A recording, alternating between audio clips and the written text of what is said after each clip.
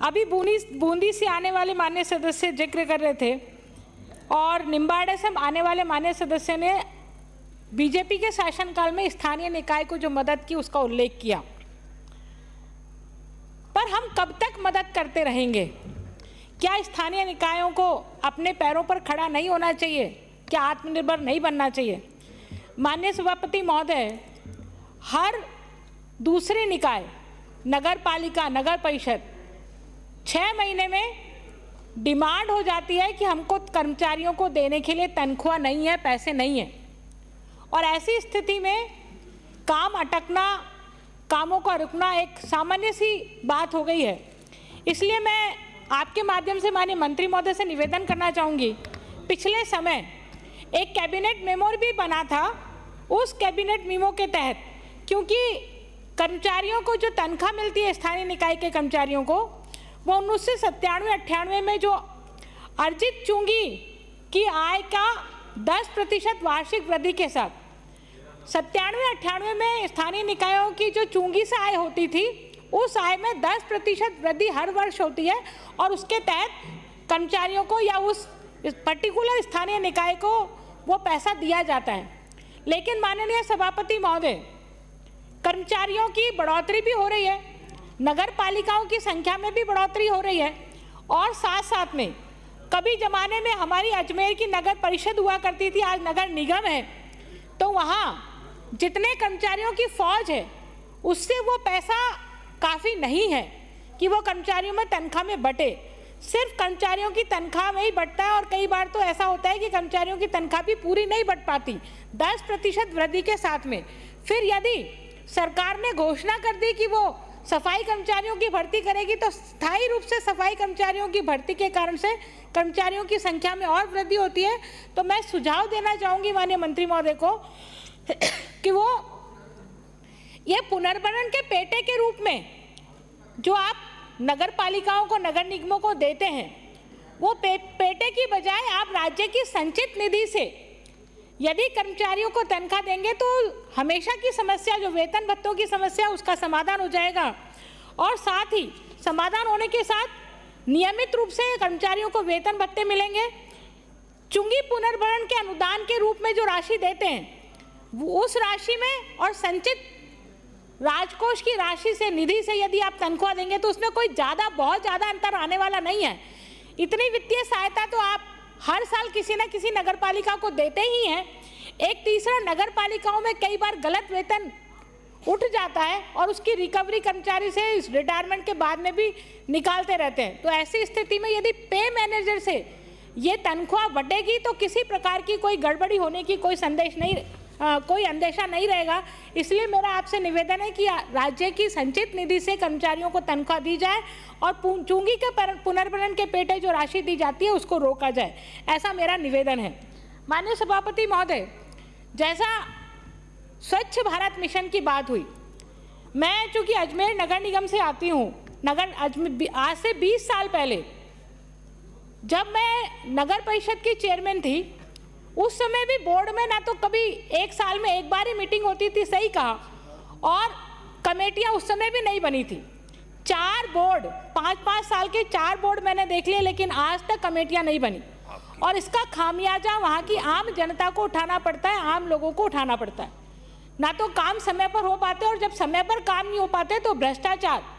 के कारण से लोगों को परेशानी होती है। लोगों को लगता है कि भ्रष्टाचार के बगैर तो हमारा काम होगा ही नहीं। तो कमेटी भी बनाई जाए, और नगर निगम की बैठकें, स्थानीय निकाय में जो बैठकें हैं, वो जरूरी नहीं है कि आप वित्तीय संसाधन इकट्ठा करना है या वित्तीय आपकी आवश्यकता है तभी आप बैठक आयोजित करें, उसके पहले आयोजित नहीं करें तो उसके पहले भी आपको आयोजित करनी चाहिए। मैं उदाहरण देना चाहूँगी इंदौर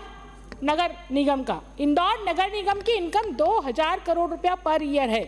लेकिन हमारे यहाँ शायद जयपुर नगर निगम, हेरिटेज और ग्रेटर की इनकम भी इतनी नहीं है। तो उन्होंने कैसे ये इनकम पैदा की है, उसको ध्यान में रख करके हम भी ऐसा नवाचार यदि राजस्थान में लागू करेंगे तो हमारी नगर निगम को भी आत्मनिर्भर बना सकते हैं। इसके अतिरिक्त माननीय सभापति महोदय, निवेदन करना चाहूँगी, पट्टों के बारे में बहुत लंबी लंबी बड़ी बड़ी बातें हुई कि पट्टे हमने 13 लाख पट्टे दिए, 13 लाख पट्टे दिए, और उन 13 लाख पट्टों में से हमने 254 पट्टे ही ऐसे थे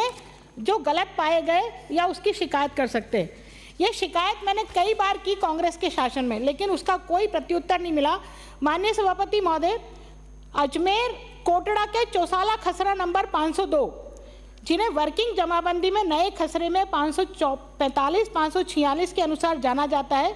जिसमें नई आधार जमाबंदी खसरा नंबर 835, 36, 37 और 38 और 39 अप्रैल 2022 से पहले तक अजमेर विकास प्राधिकरण के नाम सिवायचक एडीए के नाम दर्ज थी। जब ये नगर निगम को ट्रांसफर हुई तो इस खसरा नंबर की जो 2200 वर्ग जमीन है, उस 2200 वर्ग जमीन को 5 से 7 टुकड़े किए गए इसके, और टुकड़े करके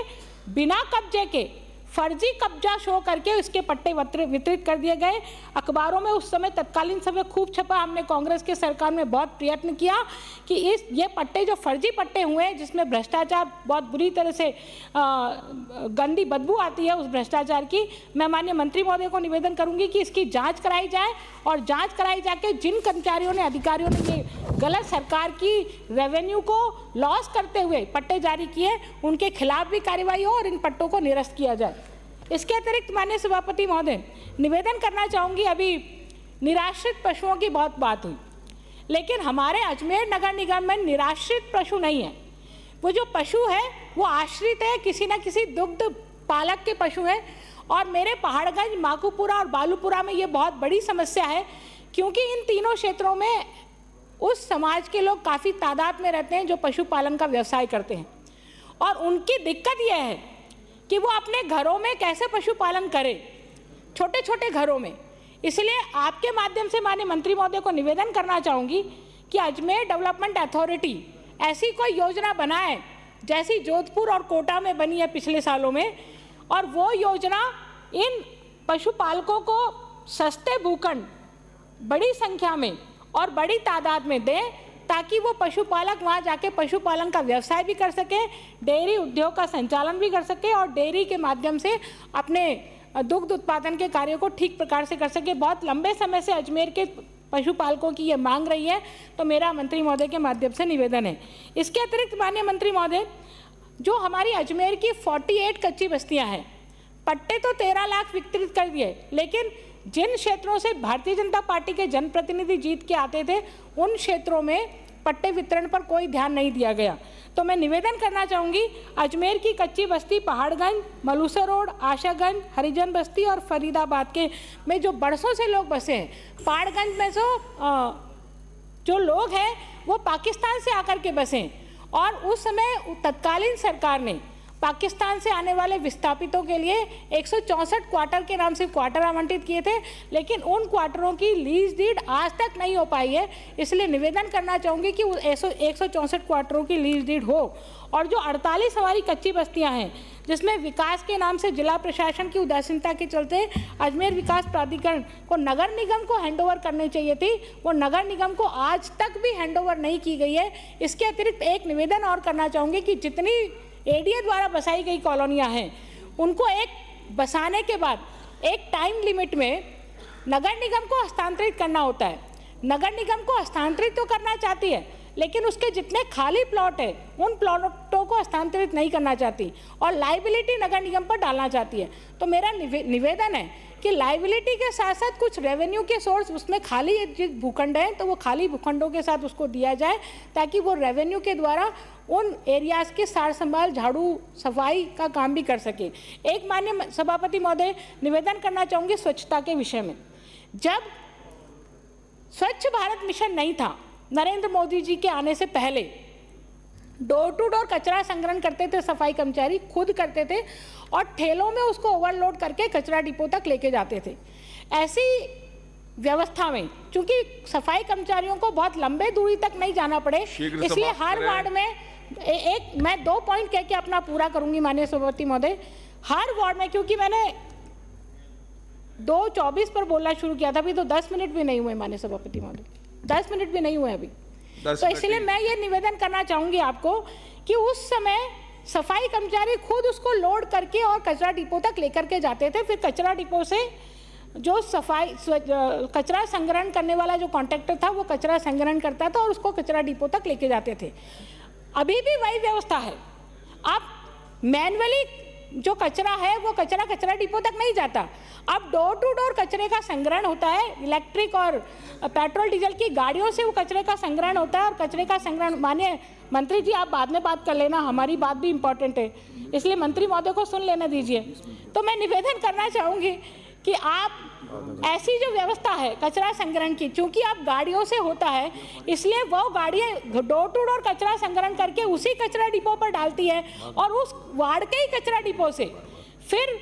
स्वच्छता वाला जो हमारा कचरा संग्रहण का जो कॉन्ट्रैक्टर है वो वहाँ से लिफ्ट करता है और फिर कचरा डिपो तक लेके जाता है। तो कचरा को वहीं से संग्रहण करके वहीं डालने का तो कोई तुक नहीं है। इसलिए कचरा डिपो जितने बने हैं हर वार्ड में, आप 10 वार्ड में या 15 वार्ड के बीच में एक कचरा डिपो बना दीजिए, परंतु हर वार्ड में जो कचरा डिपो बने जिनसे